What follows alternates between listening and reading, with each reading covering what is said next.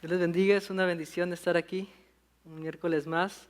Es un gusto verles. Dios nos ha guardado durante estos días, después del domingo que nos vimos, saber de que seguimos aquí. También hay gente que nos visita, es un placer tenerle aquí, hermana, bienvenida. Y es una bendición, hermanos, el poder abrir el libro de Dios. Agradezco a Dios siempre por la oportunidad de hacerlo. Creo que es una responsabilidad grande y agradezco la confianza de los ancianos de la iglesia por la confianza de poder compartir la palabra de nuestro Dios. Así que le voy a pedir, hermanos, que vaya, por favor, a Tito. Seguimos en la serie en Tito. Hoy entramos al capítulo 2. Me gustaría hacer lectura de la porción de la escritura que estaremos introduciendo, y después de eso tendremos una palabra de oración. Tito capítulo 2. Por favor, sígame con su vista. Voy a leer del versículo 1 al versículo 10. Dice la palabra del Señor: pero tú habla lo que está de acuerdo con la sana doctrina. Que los ancianos sean sobrios, serios, prudentes, sanos en la fe, en el amor, en la paciencia. Las ancianas asimismo sean reverentes en su porte, no calumniadoras, no esclavas del vino, maestras del bien, que enseñen a las mujeres jóvenes a amar a sus maridos y a sus hijos, a ser prudentes, castas, cuidadosas de su casa, buenas, sujetas a sus maridos, para que la palabra de Dios no sea blasfemada. Exhorta asimismo a los jóvenes a que sean prudentes, presentándote tú en todo como ejemplo de buenas obras, en la enseñanza mostrando integridad, seriedad, palabra sana e irreprochable, de modo que el adversario se avergüence y no tenga nada malo que decir de vosotros. Exhorta a los siervos a que se sujeten a sus amos, que agraden en todo, que no sean respondones, no defraudando, sino mostrándose fieles en todo, para que en todo adornen la doctrina de Dios nuestro Salvador.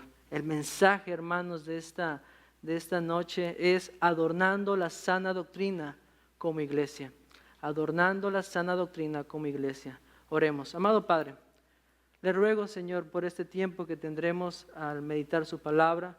Sea usted, Señor, obrando en los corazones de cada uno de mis hermanos, de la misma manera, Señor, que usted lo ha hecho conmigo mientras escudriñaba esta porción. Señor, necesitamos, Señor, vivir vidas piadosas, pero no podemos hacerlo solos. Necesitamos de su ayuda, que su Espíritu Santo siga redarguyendo nuestro ser, Señor, para dejar atrás todas aquellas cosas, Padre, de las que usted nos ha rescatado, de nuestra antigua manera de vivir. Le pedimos, Señor, que su nombre sea exaltado por medio de este mensaje, que las vidas sean transformadas, confrontadas, consoladas, exhortadas, lo que usted quiera hacer con cada uno de nosotros. Hágalo, Dios, para la alabanza de su nombre y para la edificación de su iglesia. Dejo este tiempo en sus manos, orando en el precioso nombre de Cristo Jesús, nuestro Salvador. Amén. Cuando el pueblo de Israel salió de Egipto, recuerda esa escena en todo Éxodo, Dios los libró de la esclavitud con mano poderosa. Éxodo nos marca esas plagas que hizo y cómo Dios iba humillando a cada uno de esos dioses paganos de Egipto. Debió haber sido algo sorprendente verlo desde lejos, los israelitas viendo cómo su Dios los libraba. Sin embargo, aunque habían salido de Egipto, Egipto no había salido de sus corazones. ¿Cómo lo sabemos? Si vemos Números 11 del 4 al 6, dice la palabra de Dios. Lo voy a leer para que usted pueda seguirlo. Y la gente extranjera que se mezcló con ellos tuvo un vivo deseo. Y los hijos de Israel también volvieron a llorar y dijeron: ¿quién nos diera de comer carne? Nos acordamos del pescado que comíamos en Egipto de balde, de los pepinos, de los melones, de los puerros, de las cebollas, de los ajos. ¿A quién se le antoja los ajos? No entiendo. Y ahora nuestra alma, lloraba a Israel, se seca, pues nada sino este maná ven nuestros ojos. Anhelaron volver a las comidas y a los deleites de aquella nación. Olvidaron que habían sido esclavos de esa nación. Incluso muy pronto, luego cuando ellos son librados, se abre el mar y luego Moisés se va al monte. ¿Recuerda qué ocurrió? En el desierto ellos quisieron adorar al Dios que los sacó. Eso estaba bien, pero estaban tan contaminados de Egipto que lo querían hacer de esa manera pagana. ¿Y qué hicieron? Un becerro de oro. Dios no se agradó en nada, ni decir, mira, pobrecitos, qué bueno, se están esforzando, es su primera adoración. No, sabemos lo que ocurrió. Sabemos lo que ocurrió con el pueblo. Y mire, y si leemos Salmo 116, del 19 al 21, fíjese lo que dice: hicieron becerro en Horeb y se postraron ante una imagen de fundición. Así cambiaron su gloria por la imagen de un buey que come hierba. Olvidaron al Dios de su salvación, que había hecho grandezas en Egipto. Terrible, terrible. Qué duro resulta pensar, hermanos, que el pueblo que vio con sus ojos la mano poderosa de Dios sacándolo de Egipto, cayera en esto. Pensar en su antigua manera de vivir.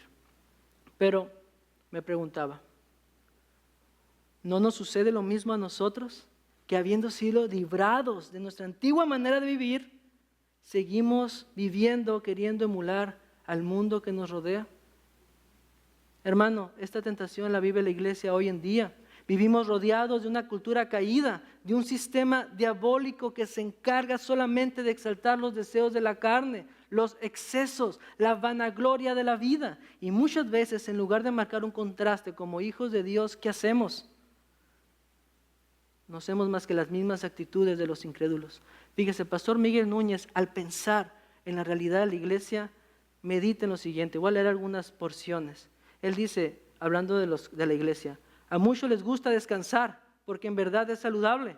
Eso está bien. Pero a veces les gusta dormir tanto que tienen poco tiempo para dedicarse y servir al Señor. Algunos se excusan diciendo que trabajan duro por el dinero, pero viven por encima de sus posibilidades y fallan a sus compromisos, igual que un incrédulo. Hay cristianos que poseen la misma cantidad de tarjetas de crédito que el resto del mundo, deleitando su corazón en las mismas cosas y en las mismas cisternas agrietadas en las que el mundo encuentra su deleite. Muchos dicen que no buscan el elogio de los hombres, sin embargo, no se sienten satisfechos, al menos que lo reciban. Las mujeres desean llevar escotes y la longitud de las faldas de la misma altura que las mujeres del mundo. ¿Y los varones? Se sienten mal si no manejan un coche comparable al de sus amigos. Cosas pequeñas, pero que nos dicen mucho. Hermanos, todo esto es mundanalidad, nuestra antigua manera de vivir. En pocas palabras, es amar el sistema caído. Juan lo expresa de manera perfecta en 1 Juan 2:16. Los deseos de la carne, los deseos de los ojos, la vanagloria de la vida no provienen del Padre, sino del mundo, de este sistema, no del globo terráqueo, no de la creación, del sistema diabólico que está caído. La realidad es que no somos del mundo, pero seguimos en una cultura caída, por lo que la iglesia necesita redescubrir lo que significa vivir en el mundo sin ser del mundo. Porque Jesús dijo, no ruego que los quites del mundo, sino que los guardes del mal. No son del mundo, como tampoco yo soy del mundo, ora Jesús al Padre, y dice, santifícalos en tu verdad. Tu palabra es verdad. Juan 17, 15 al 17. Esto es justamente lo que estaban viviendo los hermanos en la isla de Creta. Ellos debían evitar esta cultura caída. ¿Recuerda cómo eran los cretenses? Vaya a su Biblia, si usted lee el capítulo 1, versículo 12, dice que los cretenses eran siempre mentirosos, malas bestias, glotones, ociosos. Glotones ociosos, una cultura marcada por el engaño, la inmoralidad, se infiltraba a través de los falsos maestros, como vimos en los sermones pasados. Vimos el liderazgo aprobado por Dios, vimos el liderazgo rechazado por Dios, pero ahora vamos a ver qué ocurre en la iglesia, porque también en la vida de los creyentes aún vivía en los corazones de ellos esa antigua manera de vivir. Fíjese, Pablo tiene que recordárselos, capítulo 3, versículo 3 de Tito. Porque nosotros también éramos en otro tiempo insensatos, rebeldes, extraviados, esclavos de concupiscencias y deleites diversos, viviendo en malicia y envidia, aborrecibles y aborreciéndonos unos a otros. Solamente el poder de la palabra de Dios, del Evangelio, podía rescatar estas vidas muertas en sus delitos y pecados. ¿No es cierto? Por eso la predicación fiel, y Jesús lo dijo, santifícalos en tu verdad, tu palabra es verdad, y es a través de la verdad, de la sana doctrina, que estas vidas muertas se transforman en una vida nueva y plena en Cristo. Por lo que el testimonio piadoso de los creyentes, hermanos, no es un detalle menor. Ellos ahora tienen que reflejar su nueva naturaleza en Cristo. Por eso somos llamados la sal de la tierra, somos llamados la luz del mundo. Hay algo distinto que tenemos que hacer. Hay una manera distinta que tenemos que vivir. Y en Tito capítulo 2, hermanos, Pablo exhorta a cada grupo de la iglesia, desde el liderazgo, los hombres mayores, las mujeres jóvenes, jóvenes varones, los siervos, a vivir de modo que su conducta muestre la verdad del Evangelio. Piensen esto, hermanos, los miembros de estas iglesias en Creta, ¿de dónde eran? Pues de Creta. ¿Cómo eran los cretenses? Mentirosos, malas bestias, ociosos, glotones. Cuando alguien miraba que estas personas cambiaban, era un impacto tremendo. Oye, ¿tú no eres Andrés? Si yo te miraba allá en aquel lugar, si íbamos a las fiestas juntos, si tú hablabas, decías más mentiras que verdades. ¿Qué ocurrió? Cristo vivió en mí. Significa entonces, hermanos, que ser cretense no era una excusa para no vivir una vida en piedad. Ahora eran hijos de Dios llamados a reflejar la gracia que salva y santifica. Este capítulo nos enseña eso, que debemos de vivir de manera que en todo adornen la doctrina de Dios nuestro Salvador. Tito 2:10. La idea de adornar, hermanos, no significa que el Evangelio, la sana doctrina, esté feíta. No, es perfecta, es preciosa, es hermosa. Pero piensa en un cuadro. La pintura primero. ¿La pintura es hermosa? Sí, el pintor la tiene ahí. Pero ¿qué hace el encuadre? Lo embellece.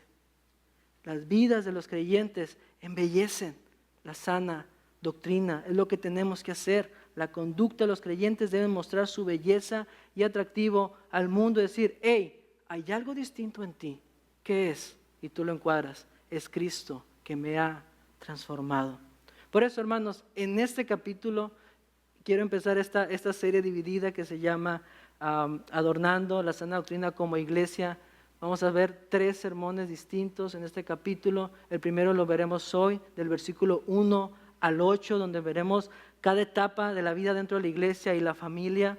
Después miraremos el contexto social y laboral, porque aquí Pablo nos enseña cómo adornar esa sana doctrina. Pero después, en la segunda mitad del 11 al 15, veremos por qué es posible vivir así. Y es porque estamos fundados en la gracia de Dios y la esperanza de Cristo. Primero vamos a ver el cómo en estos 2 primeros sermones y después miraremos el por qué podemos vivir así. ¿Estamos listos? ¿Listos para adornar la sana doctrina como iglesia? Entonces vayamos, hermanos, porque hoy, a la luz del versículo 1 al 8 del capítulo 2 de Tito, vamos a aprender 3 características. 3 características de una iglesia saludable que nos llevan a adornar esa sana doctrina en cada etapa de la vida. 3 características. Enseña, vive, modela la sana doctrina. Y vayamos al primer punto, mis hermanos. El primer punto nos habla de enseñar la sana doctrina. Vaya conmigo al versículo 1, por favor. Versículo 1. Dice, pero tú habla lo que está de acuerdo con la sana doctrina. Una iglesia saludable es aquella que es enseñada con dicha sana doctrina. Pablo comienza con un pero. Ese pero es importante porque nos conecta con lo que está mandando en los versículos anteriores. El capítulo 1, Pablo está hablando en contra de los falsos maestros. Hombres que se caracterizaban, según el versículo 10 al 14, el capítulo 1, como hombres rebeldes, habladores de vanidades, engañadores, que trastornaban casas enteras con fábulas. Y lo último que dice el capítulo 1 de ellos, vea conmigo el versículo 16, es que estos falsos maestros que se infiltraron en la iglesia profesaban conocer a Dios, pero con los hechos lo negaban. Con sus hechos lo negaban a Dios. siendo abominables y rebeldes, reprobados en cuanto a toda buena obra. Pero tú, Tito, tienes que ser diferente. Tú no vas a hablar esas cosas que no edifican. Tú vas a hablar, según el texto, lo que es de acuerdo a la sana doctrina. A la sana doctrina. Este contraste, hermanos, es interesante porque cuando hablamos del capítulo 1, hablamos de los líderes. Lo que se me hace a mí bello es de que ahora cambia el capítulo 2 y se pasa a la esfera de la iglesia, pero no es como que dejó a los líderes como un clero aparte. Hey, ven para acá, ya vimos a los falsos, ahora vamos a hablar con la iglesia, pero tú, Tito, también eres parte de esas iglesias. Todos los ancianos calificados son parte de esta iglesia. Ustedes también necesitan el capítulo número 2. Ahora se dirige a la congregación. Esto muestra una intimidad en una sana iglesia. La relación fiel entre líderes que enseñan y creyentes que reciben e imitan lo que aprenden de la sana doctrina. Mientras las falsas enseñanzas contaminan y destruyen, Tito debía proclamar la verdad que edifica. La expresión sana doctrina, hermanos, es una enseñanza saludable. No se limita a acumular conocimiento teológico. Hermano, de nada va a servir si hoy me paro aquí con ustedes y pido la declaración de fe de la iglesia y leemos punto por punto y estamos todos de acuerdo y ustedes tienen que decir que sí y darles libros y teologías. No, eso no va a servir, aunque sea palabra de Dios. No se trata de adoctrinar gente, es enseñar con el libro abierto. Predicar la palabra de Dios que es sana. ¿Por qué es sana? Es saludable, hermanos, porque cuando tú comes comida saludable, ¿cómo estará tu cuerpo? Saludable, pero si le metes churritos, si le metes pollos con aceite y tus papas y las hamburguesas, ¿cómo va a estar tu cuerpo? Te quiero ver con el doctor. Pero la palabra se distingue por ser sana. Es sana esta palabra, hermanos. Por naturaleza va a generar cuerpos sanos dentro de la misma iglesia. Es la palabra de Dios aplicada con fidelidad de manera que produzca frutos de santidad. Mire, 1 Timoteo 4:6. 1 Timoteo 4:6. Pablo también le manda este mensaje a Timoteo que se encuentra en Éfeso. Y Pablo le dice a Timoteo, si esto enseñas a los hermanos, serás buen ministro de Jesucristo. Entonces si no enseñas lo que venía ahí, serás un mal ministro. Pero si lo enseñas, eres buen ministro, nutrido con las palabras de la fe y de la buena doctrina que has seguido. Nutrido, fíjese el vocabulario que usa Pablo. Así como el cuerpo no puede sobrevivir con comida chatarra, la iglesia no puede crecer con un mensaje superficial o adulterado. Necesita alimento sólido, saludable. La verdad bíblica que sostiene y transforma. No por nada Jesucristo dijo, no solo de pan vivirá el hombre, sino ¿de qué? De toda conferencia, de toda palabra que sale, ¿de dónde? De la boca de Dios. Este libro, hermanos, es inspirado por Dios. Es inspirado por Dios. Esto es nuestro alimento vivo y verdadero, un alimento vivo y verdadero. Es interesante, hermanos, si usted va conmigo, vaya conmigo a sus Biblias. Fíjense cómo empieza. Sé que estamos en el primer versículo, pero es muy interesante aún. Si usted tapa la palabra tú, es un pronombre, si usted la tapa y lee la oración, dice, pero habla lo que está de acuerdo con la sana doctrina. ¿Se entiende el versículo? Correcto. En griego y en español ocurre lo mismo. El tú está de más. ¿Qué nos dice eso? Que hay un énfasis. Es como si Pablo está hablando a los falsos y luego agarra a Tito y le dice, hey, pero tú, ponme atención, aquí quiero tu atención. Tú vas a hablar la sana doctrina. Es como cuando el niño llegaba y decía, mamá, pero mi amigo hace esto. Sí, pero es de otra familia. Sí, es de otra familia. Tú eres de esta familia, tú vas a vivir bajo estos principios. Pablo le dice, pero tú, a diferencia de ellos, habla, enseña lo concerniente a la sana doctrina. Hermanos, la autoridad del ministro no proviene de su carisma, ni de sus programas especiales, ni estrategias de crecimiento, espectáculos, luces de colores, ambientes místicos, saturación de música, elocuencia o mensajes motivacionales. Proviene únicamente de la fidelidad absoluta de predicar la sana doctrina. Por eso toda la Escritura es inspirada por Dios y es útil para redarguir, para enseñar, para redarguir, para corregir, para instruir en justicia, a fin de que el hombre de Dios sea perfecto. Habla de madurez, enteramente preparado para toda buena obra. La naturaleza de la palabra de Dios es que es sana. Un alimento sano dará como resultado una iglesia saludable. Imagina un médico que atiende pacientes gravemente deficientes de salud y en lugar de darles una dieta nutritiva que los restaure, les recomienda chatarra, les recomienda cosas grasosas. Tal vez el paciente al principio se sienta complacido porque come lo que desea, pero con el tiempo su condición será agravada y su salud se irá perdiendo. Este médico será un negligente al dar lo que el paciente quiere en vez de lo que realmente necesita. De la misma manera, una iglesia que se alimenta de mensajes superficiales puede sentirse bien, animadamente, pero por un momento, pero terminará débil y vulnerable. La sana doctrina es el alimento sólido que fortalece la vida espiritual y mantiene saludable a la iglesia. Hermano, escucha esto. Una iglesia sin predicación de la palabra es una iglesia espiritualmente enferma. Una iglesia desnutrida. Y vaya que se les notan los huesos.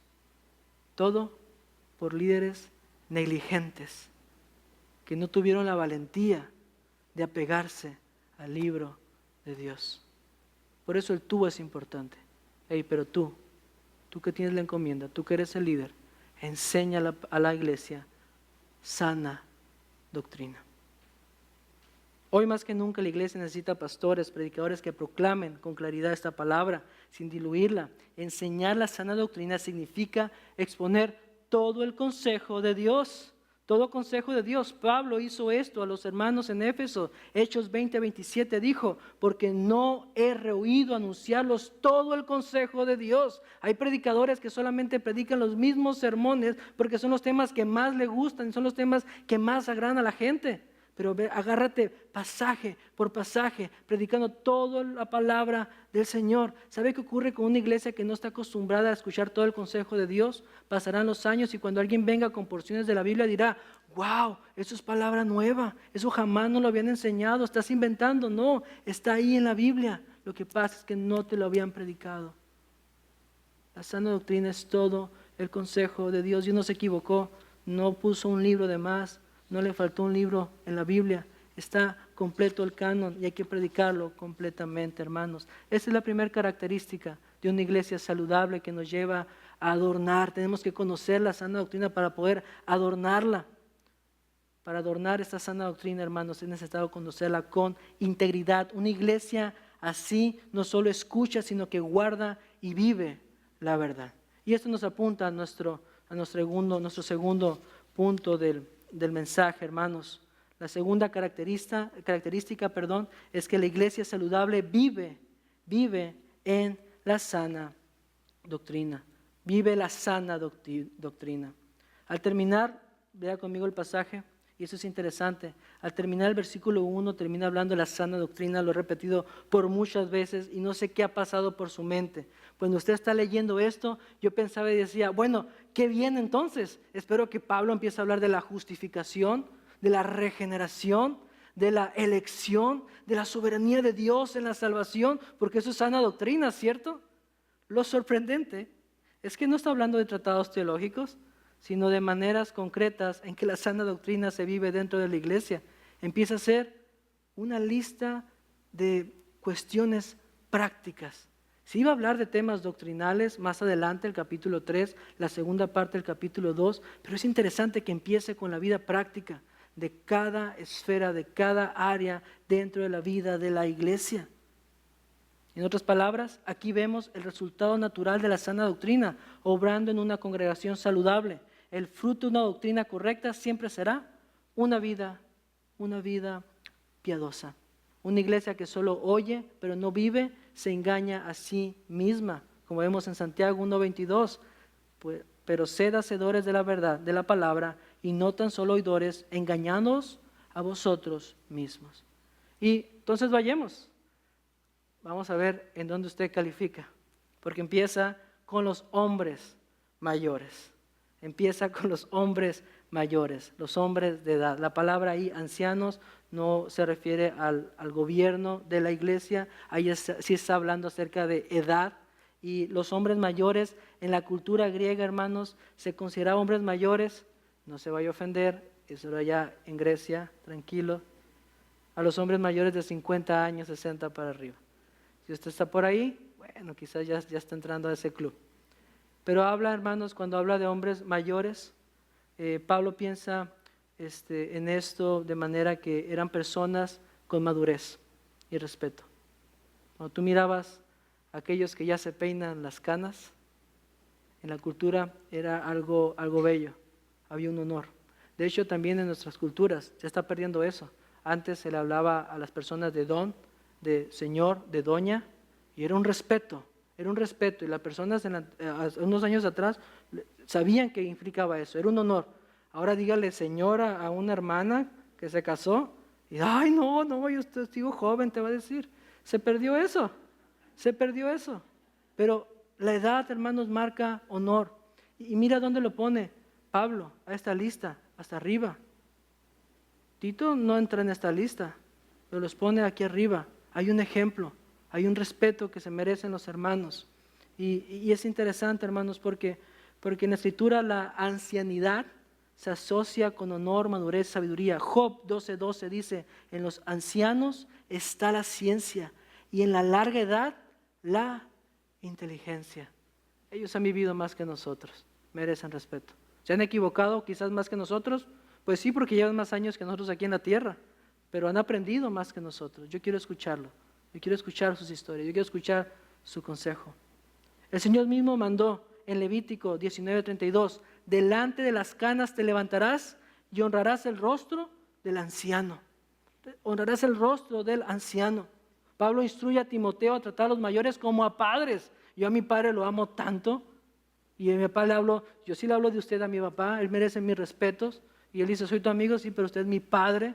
Y le doy un beso en la mejilla y lo respeto. Y cuando yo pienso en mi padre y el honor que tiene, leo la palabra y dice que los ancianos como mi padre, entonces yo veo aquí muchos papás. Es interesante el honor que hay en la Biblia acerca de estos hombres. Y es interesante considerar que Tito probablemente era un hombre joven, lo que explica la exhortación de Pablo al final del capítulo 2. Vaya conmigo, ve el versículo 15, vamos a adelantarnos poquito. Dice, esto habla y exhorta, reprende con toda autoridad, nadie te menosprecia. ¿Por qué? Porque Tito no era un anciano de edad, un hermano ya entradito en años.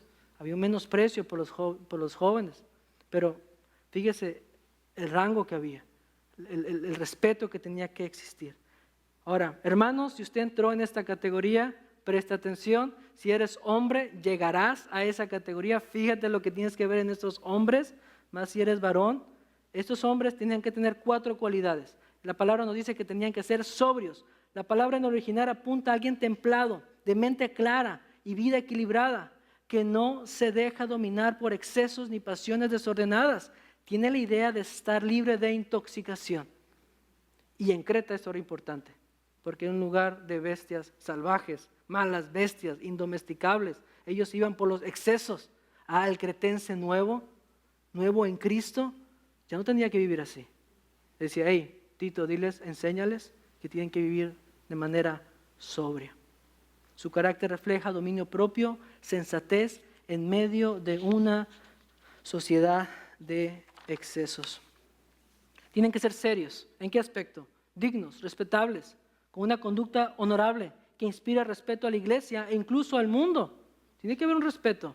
Yo recuerdo que cuando estaba en la universidad o en la preparatoria, cuando llegaban a ir amigos a la casa, yo no era muy amiguero, pero llegaban a ir y miraban a mi padre, ellos lo respetaban. Y ellos podrían ser hasta lo peor, ¿no? En su mundo. Pero llegó una persona y, hola, ¿qué tal, señor Servín? Dios le bendiga. O ¿cómo está? Porque sabían que éramos cristianos. Es interesante, ¿pero por qué? Porque cuando hay edad, hay seriedad. Tiene que haber seriedad. Ahora, no apunta, hermanos, esto a una seriedad que te hace indiferente a las cosas, sino que habla a alguien que nunca se va a reír ante lo inmoral, ante lo vulgar, ante lo impío, jamás se va a regocijar a costa de lo trágico de una otra persona. Es alguien sobrio, alguien serio, vive en una perspectiva eterna de la vida. Son prudentes, son sensatos, moderados, capaces de tomar decisiones sabias y de controlar sus impulsos. Su prudencia los hacía los guías perfectos y seguros. ¿Para quién? Pues para los jóvenes, que vamos a verlos más adelante. Para los jóvenes, yo quiero escuchar el consejo de los ancianos. Pero es interesante, hermanos, si usted cae en esta categoría, dice que tienen que ser sanos. Y quizás ahí hay un juego de palabras, porque entre más edad tengamos, lo que menos tenemos es salud, ¿no? La rodilla duele, el cabello ya perdió tinta, ya como que te agachas y ocupas que te levanten, y como que tienen que ser sanos. Y es interesante que en cuanto va pasando los años en el creyente, su cuerpo se desgasta, pero su alma, hermanos, cada vez está más y más sana. Mire, fíjese en qué aspecto tiene que estar sano. Esta palabra es la misma que describe a la sana doctrina. Se refiere a que es saludable y apropiado. ¿Pero en qué aspecto? En la fe. Firmes en la doctrina. Confiados en las promesas de Dios. No desviados por falsas enseñanzas. Me han contado de una hermana que decía que estaba tan enferma que decía, ya Cristo ven por mí, dame otro cuerpo. O sea, ella estaba pensando en lo eterno. Las personas mayores, los varones mayores, tienen que tener esto, hermanos, crecer en esa sanidad, en su fe. Pero no solamente en la fe, sino en el amor. Son constantes en su amor hacia Dios y hacia los demás. En la paciencia, qué duro esto, perseverando con esperanza y firmeza en medio de las pruebas. Un hombre maduro, sabio, que tenía paciencia. No se movía por cualquier cosa. Y creo que es necesario, ¿verdad, hermanas? Que en su hogar haya un varón que empiece a crecer en estas áreas, ¿cierto? Pero cuando las cosas se ponen duras, tú quieres a alguien fuerte en la fe, fuerte en amor, grande en paciencia. Los más jóvenes seguimos aprendiendo de eso, pero los más grandes tienen que enseñarnos, tienen que modelar ese ejemplo. Bueno, hermanos mayores, Iglesia Bíblica Berea, gracias. Sigan viviendo, busquen la piedad. Son importantes en la iglesia. Esto es la iglesia. Pero ahora seguimos con las mujeres mayores. Y aquí no voy a volver a ver a nadie, mis hermanas. Usted con Dios. Y es interesante, hermano, estaba buscando en la cultura griega cuál era la edad que se hablaba de las mujeres. Y es interesante que las mujeres como que le daban más añitos, ¿no? de juventud. Eso es bueno, porque se pensaba que era entre 60, 70 años hacia arriba. Cuando ya se pasa el tiempo de poder tener hijos y poder criarlos, o sea, por ahí, no sé, de los 40, 45 años, comenta el pastor MacArthur, que tienen la edad para tener hijos y luego poder criarlos, se terminan los 60, 65. Cuando ya se acabó esa etapa, ¿qué hacemos? Dicen las hermanas. ¿Qué hacemos? ¿Qué va a continuar?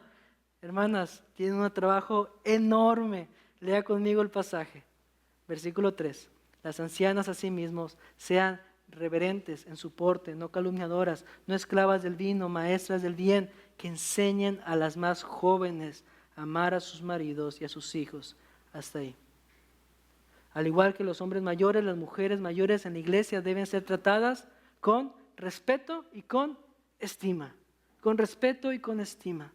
Pablo instruyó a Timoteo a que las ancianas las exhortara como a madres. Como a madres. Es un consejo a los jóvenes. Jóvenes que están aquí. Una nota al pie. Si tú estás interesado en alguien, hermanita, mira cómo trata a su mamá. Mira cómo trata a las mujeres de su hogar. Y viceversa. Hermanas, hermanos, vean cómo trata a su papá. El respeto que le den te dice mucho de dónde está su corazón. Y lo que tenemos que aprender como jóvenes. A las hermanas se trata como a madres. 1 Timoteo 5:2, mostrando que la honra hacia ella es parte de la piedad cristiana. En la práctica Pablo menciona también 4 cualidades principales. ¿Listas, hermanas? Porque la primera es reverentes en su porte. La palabra que se utiliza ahí, hermano, comunica una conducta sagrada, propia de alguien consagrada hacia el Señor. Estas mujeres debían ser ejemplos visibles de santidad, como Ana, ¿lo recuerda? Lucas 2:37, que no se apartaba del templo, sirviendo de noche y de día, con ayuno y oraciones. Parecía que Pablo está hablando aquí, que de día y de noche servía con ustedes cuando hablan Hechos, pero está hablando de una hermana, Era reverente en su porte. Cuando la mirabas a alguien que miraba una conducta sagrada, consagrada para el Señor. Cada etapa de la vida es hermosa, hermanas. Y si tú ya estás en esta etapa, tienes una responsabilidad enorme, enorme. Si Dios te permitió tener hijos en tu vida, o si no los tuviste, y en esa etapa estás igual que ya no están en casa, ¿qué sigue? Esto es lo que sigue. Ser reverente en tu porte. No calumniadoras. Y aquí es interesante, la palabra no calumniadoras, usada aquí, es diabolos. Diabolos, yo me asusté cuando estaba leyendo la Biblia, dije, ¿cómo que diabolos? ¿Un diablo? Y lo interesante es que la palabra diabolos es la misma que se aplica para Satanás, como el diablo, es el calumniador, el acusador. Y hace sentido, porque en el hablar, hermanos, Satanás hablando confundió a Eva. Él es el padre de la mentira. Y a las hermanas les dice, hey, no sean calumniadoras. Pablo advierte que las mujeres pueden ser tentadas a abusar verbalmente, abusar a la gente verbalmente. Y eso puede ser destructivo en la iglesia. Una mujer mayor, piadosa, por tanto, se niega a escuchar y mucho más se niega a propagar chismes, palabras degradantes, y en su lugar usa la lengua para edificar. Hermana, si tú ya pasas de esta edad y estás en chisme, te ves mal y estás deshonrando al Señor. Tú tienes que ser pacificadora y romper con esas cosas. Ya llevas varios años aquí en la tierra, has aprendido de todo eso. Enseña a las más jóvenes. Efesios 4:29 dice, ninguna palabra corrompida salga de vuestra boca, sino la que sea buena para la necesaria edificación, a fin de dar gracia a los oyentes. Juan 8:44 dice, escuchen bien, vosotros sois de vuestro padre el diablo, misma palabra, y los deseos de vuestro padre queréis hacer. El que ha sido homicida desde el principio y no ha permanecido en la verdad, porque no hay verdad en él. Cuando habla mentira, de suyo habla, porque es mentiroso y padre de mentira. Pero tú y yo tenemos algo en común, que somos hijos del Dios veraz, el Dios que no miente. ¿Se acuerda cómo empezamos la serie? Vaya conmigo a Tito capítulo 1. Tito capítulo 1. Dice Pablo, siervo de Dios, apóstol de Jesucristo, conforme a la fe de los escogidos y al conocimiento de la verdad, que según la piedad, en la esperanza de la vida eterna, la cual Dios, que no miente. Y ustedes como hijas de Dios, ¿qué tienen que hacer? No sean calumniadoras, no hablen chismes, no hermanas, edifiquen en el pueblo de Dios. ¿Vamos bien hasta aquí? ¿Vamos bien hasta aquí? Dice, no esclavas del vino. La idea es que no están bajo el control de ninguna sustancia, ninguna bebida, son igual sobrias como los adultos mayores. La mujer madura debía mostrar dominio propio y libertad de toda atadura que deshonre el nombre de Cristo. Y lo más hermoso, el último punto, maestras del bien. Este pasaje, esta porción ha sido muy mal interpretada. Dicen, mira aquí, dice que las mujeres ya pueden enseñar. Cruzando los 60, 70 ya pueden enseñar. Y las que dicen que hay pastoras y predican y se agarran de aquí. Pero la realidad, hermanos, es que el término que encontramos aquí, el término griego apunta y señala a la que instruye de manera noble y de algo elevado, la que instruye con un propósito específico. No implica una enseñanza ni tener autoridad sobre los hombres. Lo leímos en la lectura del día de hoy. En 1 Timoteo 2:12, a la mujer no se le permite enseñar en la iglesia, pero sí resalta la responsabilidad dada por Dios a las mujeres maduras de guiar, tanto de forma formal como informal. ¿En qué aspecto? A los niños, a las mujeres más jóvenes, en la piedad práctica. Cuando las mujeres mayores descuidan esta tarea, la iglesia como cuerpo entero se debilita. Hay una tarea, hay algo que hacer, hermanas, hay algo que hacer. ¿Cuándo fue la última vez que agarraste a una de las jóvenes y dijiste, hey, ven, vamos por un café? Hey, te invito, vamos a charlar sobre esto. Hey, vamos a hacer esto. ¿Cuándo fue la última vez? Hay una tarea asignada para ustedes. ¿Y saben por qué es para ustedes? Porque mientras en el versículo 1 le dice, pero tú, hablando a Tito, que enseña sana doctrina, empieza a hablar a los ancianos, a las ancianas, ustedes tienen la responsabilidad de enseñarle a las más jóvenes. Eso es sabiduría, porque Tito era joven, iba a haber una tentación. Ustedes se encargan, las mujeres dicen, de enseñar a las mujeres jóvenes ¿a qué? A que sean amantes de sus maridos y de sus hijos. Y quiero que vea esto, hermanos, vea esto. Hablamos de los ancianos, de las mujeres mayores, las ancianas.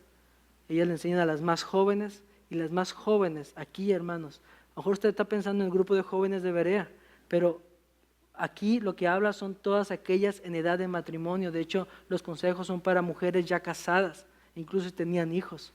Y vea cómo el impacto de cómo vive la iglesia reflejaba hacia la familia. Porque las mujeres mayores enseñaban a las más jóvenes, dice la palabra, si quiere seguir leyendo, enseñan a las mujeres a amar a sus maridos y a sus hijos. El amor en el hogar debía ser el fruto del amor de Cristo en ellas, cuidado y edificación a su familia en la fe y ternura. Hermanos, hoy en día hay muchas hermanas, y lo escucho desde que veníamos de México, terrible, hablando tan mal de sus hijos, quejándose de sus hijos. Hay parejas que no pueden tener hijos, y ellos se enojan porque tienen hijos y parece que le quitaron la libertad. Ahí están las jóvenes casadas diciendo, es que no sabes qué es tener un hijo, si supieras qué es tener 2 hijos. Y luego te pones a pensar en los años de antaño, ¿cuántos hijos tenían?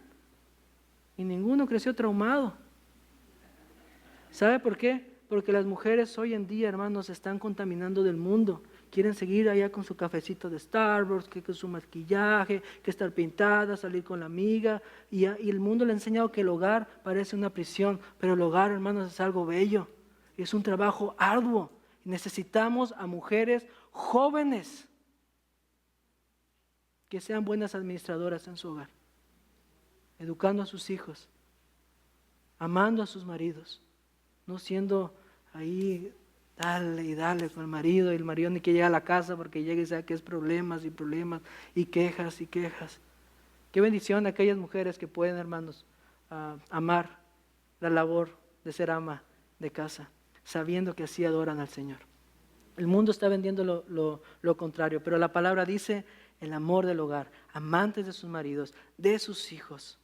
También es enseñarles a que sean prudentes, sensatas, el dominio propio, que sean castas. Habla de pureza moral, habla de pureza sexual, la fidelidad del matrimonio. Pablo está instruyendo a las mujeres jóvenes a vivir con un corazón y con conducta limpia, guardando su vida íntima. ¿Para quién? Para su esposo, evitando todo lo que pueda provocar tentación. De hecho, 1 Timoteo 2, del 9 al 10, habla de que tienen que vivir y vestirse de decoro, de pudor, de modestia. Pudor habla de un autocontrol a las pasiones y en especial a las sexuales, pero modestia implica un sano sentido de vergüenza que evita palabras, actitudes o vestimenta que pueden provocar deseos pecaminosos en otro. Son castas, se guardan. Y, hermanos, y lo digo con mucho respeto, Dios hizo un diseño hermoso en la mujer. Son bellas, pero esa belleza aquí está guardada para el marido. Está guardada para el marido. Qué bendición cuando un hogar está en orden, todos en su rol. Eso significa que las mujeres jóvenes deben vivir con integridad, pureza y fidelidad, reflejando que su vida de piedad refleja una vida transformada por Cristo. Son diferentes a las demás jóvenes casadas con hijos del mundo. Hay algo diferente aquí. Pueden hallar gozo con el niño aquí colgado, cargando, dándole de comer, acomodando la casa. Hermanos, esto es importante. Dice el siguiente, son cuidadosas de su hogar. Habla de la administración del hogar, mostrando diligencia. Son buenas, mujeres de carácter noble y misericordioso. Ahí viene la esposa del hermano Andrés, y digan, oye, ahí viene, mejor hay que irnos para allá. No, que digan, ahí viene la esposa, es una mujer noble, una mujer misericordiosa. Su carácter refleja a Cristo. Eso tiene que ser. Sujetas a sus maridos, mostrando el orden y respeto en el diseño de Dios para la familia, reconociendo el liderazgo del esposo. Efesios 5, 22 al 24 dice: las casadas estén sujetas a sus maridos como al Señor, porque el marido es cabeza de la mujer, así como Cristo es cabeza de la iglesia, la cual es su cuerpo, y Él es su Salvador. Así que como la iglesia está sujeta a Cristo, así también las casadas lo estén de sus maridos. Mis hermanos, quiero terminar. Y dediqué más tiempo en este punto, porque Pablo dedica más tiempo en esta sección con las mujeres. Vaya conmigo a Proverbios capítulo 31. Proverbios capítulo 31. Usted conoce esta porción. ¿Sabe cuál es? La mujer virtuosa. Versículo 10 en adelante. Escuche la palabra del Señor. Mujer virtuosa, ¿quién la hallará? Porque su estima sobrepasa largamente la de las piedras preciosas. Voy a seguir leyendo y piensa en el concepto del mundo que da hacia las mujeres. Dígame si encaja en esta descripción. El corazón de su marido está en ella confiado y no carecerá de ganancias, no se va a gastar el botín. Le da a ella vida y no bien y no mal todos los días de su vida. Busca lana y lino y con buena voluntad trabaja con sus manos. Esta mujer es trabajadora, es como nave de mercader. Trae su pan de lejos, se levanta aún de noche y da comida a su familia y ración a sus criadas. Es justa, es trabajadora, es madrugadora. Considera la heredad y la compra y planta viña del fruto de sus manos. Es emprendedora, ciñe de fuerza sus lomos y esfuerzo sus brazos. Ve que va bien sus negocios, su lámpara no se apaga de noche, aplica su mano al uso y su mano a la rueca, alarga su mano al pobre, extiende sus manos al menesteroso, generosa, bondadosa, no tiene temor de la nieve por su familia. ¿Por qué? Es responsable, toda su familia está vestida de ropas dobles. Ella hace los tapices de lino fino y púrpura y es su vestido. Su marido es conocido en las puertas cuando se sienta con los ancianos de la tierra. Hace telas y vende y da cintas al mercader. Fuerzas y honor son sus vestiduras y se ríe de lo porvenir. ¿Por qué? Porque es una mujer que está preparada. Abre su boca con sabiduría y la ley de la clemencia está en su lengua. Considera los caminos de su casa y no come el pan de balde. Se levanta sus hijos y la llaman bienaventurada. Y su marido también la alaba. ¿Dónde queda entonces, hermanos, lo de Tito? Porque uno va a decir, mira qué machista, cómo que amar al marido de los hijos. Fíjense quién alaba a quién.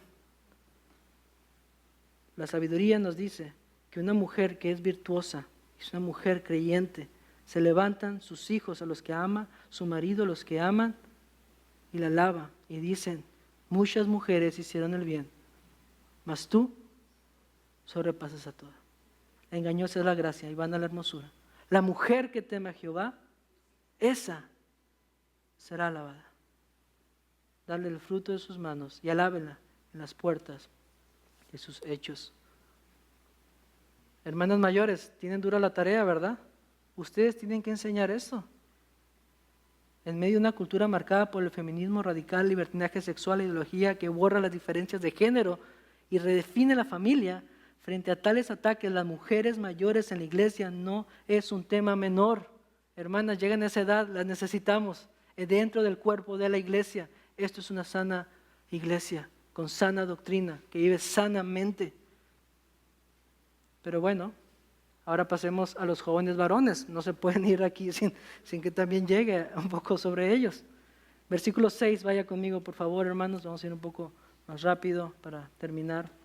Versículo 6, exhorta a sí mismo a los jóvenes a que sean prudentes. Es la única indicación, después habla del ejemplo, pero Pablo concluye esta sección exhortando a los jóvenes varones. Los jóvenes varones eran marcados, hermanos, también en edad de poder casarse, pero era muy ambiguo, podía ser de los 15 años hasta los 40 años, o sea, todos entramos ahí. Hermanos, estás ahí, eres joven, para Pablo eres joven, puedes decir eso, pero nos insta a ser prudentes, es decir, dueños de sí mismo, disciplinados. 1 Pedro 5, del 5 al 6, 1 Pedro 5, del 5 al 6 dice: igualmente jóvenes, estad sujetos a los ancianos y todos sumisos unos a otros, revestidos de humildad, porque Dios resiste a los soberbios y da gracia a los humildes. Humillados pues bajo la poderosa mano de Dios, para que Él los exalte cuando fuere tiempo. Esta exhortación es muy necesaria, pues los jóvenes solemos ser impulsivos, apasionados, soberbios. Por eso deben aprender a autocontrol, a ser prudentes. La prudencia resume el llamado a la templanza. Hermanos, pensaba cómo se miraba la iglesia y pensaba en un jardín. Una iglesia se parece a un jardín. Los hombres mayores son como árboles firmes que dan la sombra, protección, el ejemplo, el cuidado. Las mujeres mayores son flores maduras que esparcen fragancia y enseñan a las más jóvenes. Las mujeres jóvenes son retoños que florecen en el hogar. Los jóvenes varones son plantas en crecimiento que necesitan dirección. Cada planta crece en su lugar. Cada planta que crece en su lugar va a dar un jardín bello y va a dar testimonio del Creador.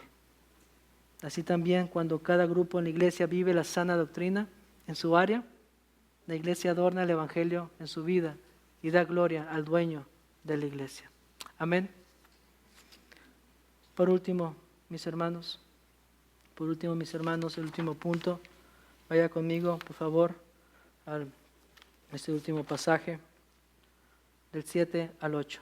Porque hemos visto dos características en este momento de una iglesia saludable, que nos llevan a adorar la sana doctrina en cada etapa de la vida. Es una iglesia que enseña la sana doctrina. Segundo, es una iglesia que vive la sana doctrina. Pero tercero, la tercera característica es una iglesia que modela la sana doctrina. Entonces estábamos con Tito, luego hablamos a la iglesia y ahora regresamos otra vez con Tito.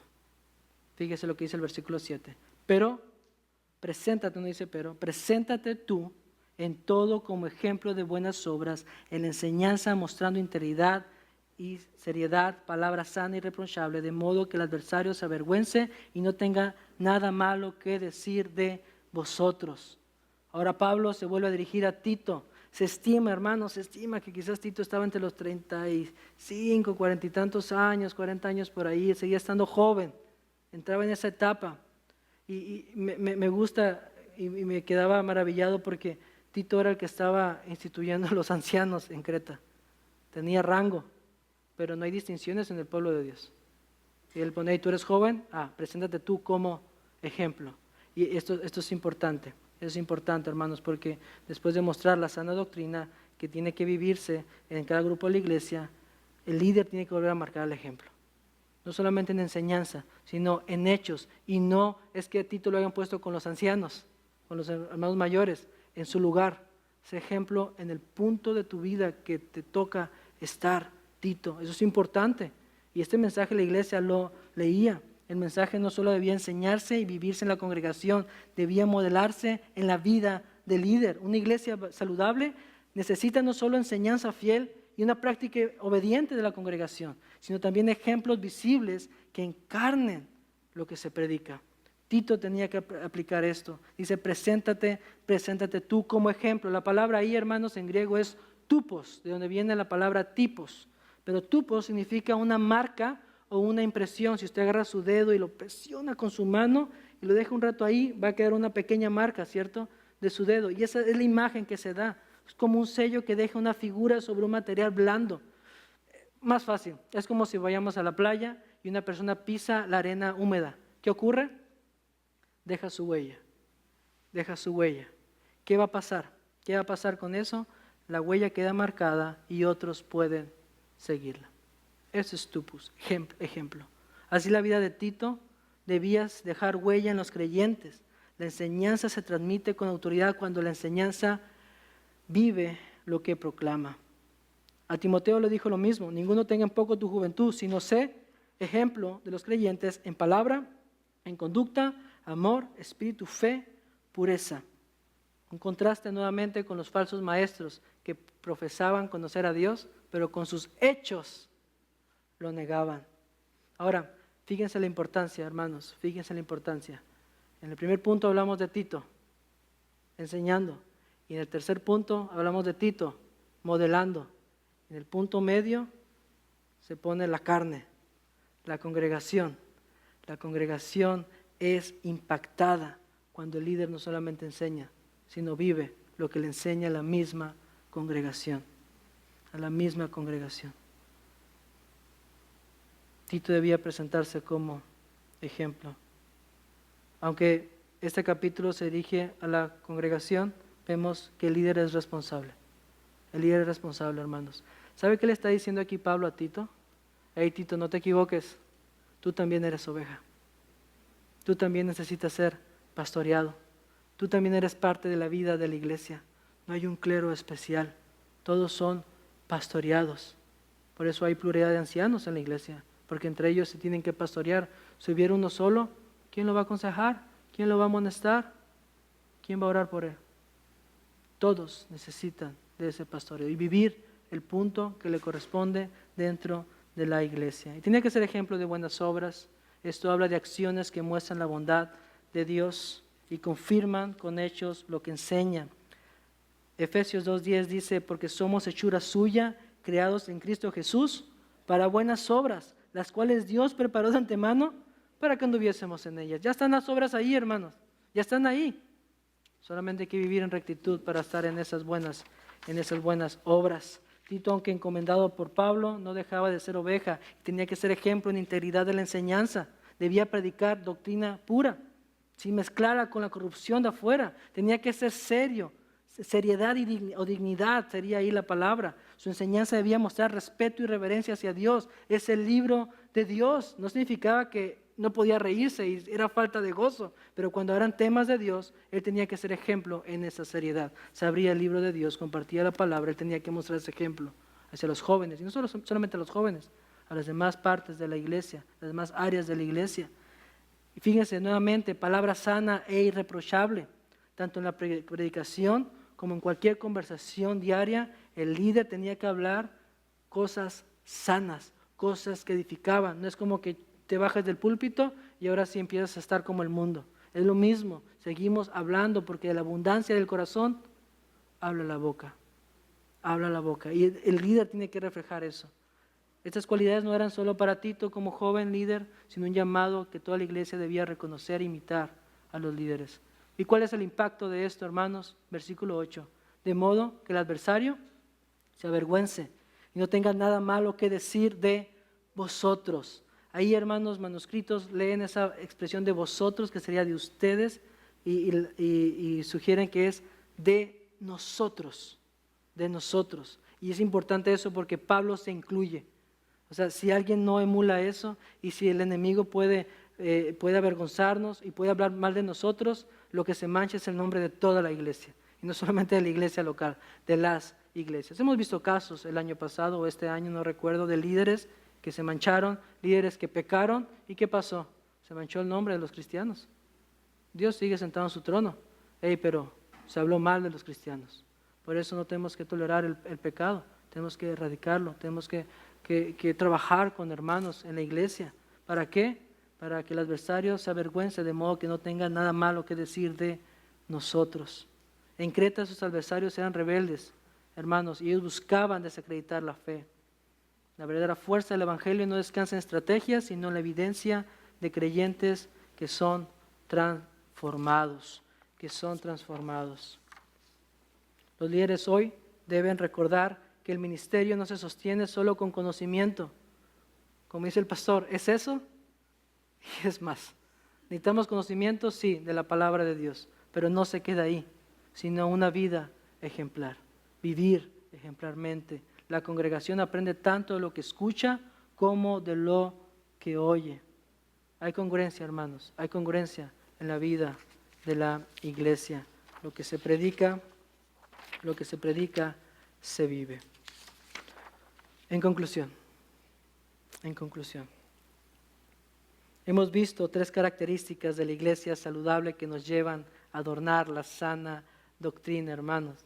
Si tú fuiste confrontado por ellas, yo te invito a que no lo dejes así. Medita qué áreas tienes que cambiar. Cada una de las áreas. Joven, mujer, joven, hombre, hermana mayor, hermano mayor. ¿Qué tenemos que cambiar? Esta iglesia se caracteriza, hermanos, por ser una iglesia saludable, una iglesia que enseña la sana doctrina, que vive la sana doctrina, que modela la sana doctrina. El llamado de Pablo no es abstracto, hermano, no es algo que no podemos tocar, no es algo intangible, es práctico, es concreto, es transformador, ¿sí o no? Es claro en el texto, es claro en el texto, un llamado a una vida piadosa. Recordemos que lo que vimos al inicio de la introducción, Israel, aunque salieron de Egipto, sus corazones seguían deseando lo de ahí, lo que habían dejado allá en esa nación. Por esta razón, muchas veces deshonraron el nombre del Señor. Cuando la iglesia permite que la cultura lo moldee, termina perdiendo su propósito y termina haciendo cosas que, lejos de exaltar a Dios, lo deshonran. La iglesia de hoy se aleja, la iglesia que hoy se aleja y se deja arrastrar por el mundo, va a terminar opacando el Evangelio. ¿Quién va a querer escuchar el Evangelio, aunque sea sana doctrina, de una iglesia que no modela el Evangelio con sus vidas? Estorbamos el Evangelio, pero cuando el pueblo de Dios vive con santidad y obedece a su Señor, ocurre lo contrario. La doctrina de Dios, nuestro Salvador, es adornada por esas vidas transformadas. El testimonio del creyente, entonces, no es un detalle menor, sino un instrumento por el cual el Evangelio resplandece en medio de esta cultura caída. Hermanos, recordemos, si tú intentas seguir esto de forma moralista para ser una mejor persona como principios de vida, eso será vacío, será vano, será querer vivir como el mundo, que busca sus 3 principios para ser más exitoso. Hermano, la obediencia cristiana no nace de un legalismo, sino del amor a Cristo. Él es el que nos cambió. Si tú vas a vivir esto, hazlo por Cristo, el que te ha transformado. Es un fruto de gratitud y devoción al Salvador. Cuando el mundo ve hombres, mujeres de todas las edades vivir en santidad, en integridad, en amor, no pueden negar que el Evangelio es verdadero. Somos esos marcos que adornan la pintura hermosa del Evangelio. Iglesia Bíblica Berea, vivamos adornando la sana doctrina como la iglesia que somos. Oremos al Señor. Amado Padre Celestial, damos las gracias, Señor, por el tiempo que nos ha permitido, Señor. Es una porción muy densa, Señor, pero yo ruego que lo que usted ha trabajado en la vida de cada uno de mis hermanos, en mi vida, Dios, podamos, Señor, podamos cambiar, Dios, no de forma legalista, sino con convicción de que en cada aspecto de nuestras vidas, las que se ven, las que no se ven, sean un faro de luz para exaltar la obra que usted ha hecho en nosotros. Señor, gracias, porque en Cristo nos has permitido ser nuevas criaturas, nos has dado una nueva identidad, nos has redimido, nos has purificado para ser un pueblo tuyo, como dice este pasaje al final del capítulo, celosos de buenas obras. Te pedimos que nos ayudes a enseñar, a vivir, a modelar la palabra sana con fidelidad. No en nuestras fuerzas, sino por amor a ti, por amor a tu Hijo. Haz que nuestra iglesia sea un testimonio vivo, un faro de luz, Dios, que adorne el Evangelio en medio de esta generación perversa, en medio de esta ciudad perversa, de este país, de este mundo caído, Señor. Ser esa sal de la tierra, ser esa luz en el mundo que exalte la verdad del Evangelio, la obra de Cristo. Padre, gracias por su palabra. Gracias por su palabra, Señor, porque es viva, es eficaz, es útil. No permita que salgamos de la misma manera que entramos aquí. Ayúdenos, Padre, a cambiar para la honra de tu nombre. Oramos en el nombre de Cristo Jesús, nuestro Salvador. Amén. Amén.